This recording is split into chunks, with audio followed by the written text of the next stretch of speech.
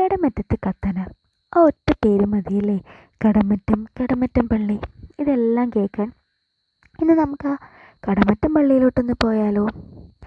ഇവിടെ കയറി വരുന്ന വഴി ആ ഒരു പഴയ പള്ളി അതേ പ്രൗഢി ഇപ്പോഴും നിൽപ്പുണ്ട്.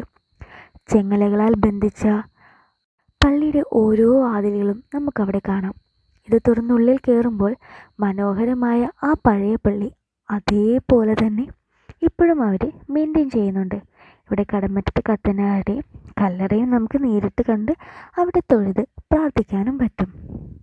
വളരെ വിശാലമായൊരു പള്ളി. പണ്ട് ഈ പള്ളിയിൽ ചെങ്ങല കൊണ്ടടിച്ച പാടെല്ലാം നമുക്ക് നേരിട്ട് കാണാമായിരുന്നു.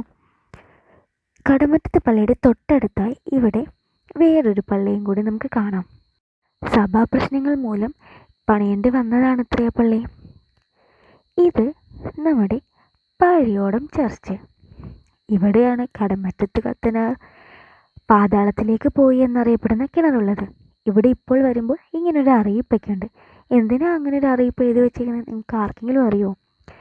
ഈ പള്ളിയിൽ ഏറ്റവും പ്രസിദ്ധമായ ഒരു കാര്യമാണ് കോഴിവെട്ട്, ഇല്ലെങ്കിൽ കടമറ്റത്ത് സേവ. ഈ സേവ നടത്തിയിരുന്നതും അച്ഛൻ പാതാളത്തിലേക്ക് പോയതായും ഒക്കെ പറയപ്പെടുന്ന ഒരു കിണറാണ് ഇവിടെ. ഇതാണ് മനോഹരമായ കടമറ്റം പള്ളിയുടെ കാഴ്ചകൾ.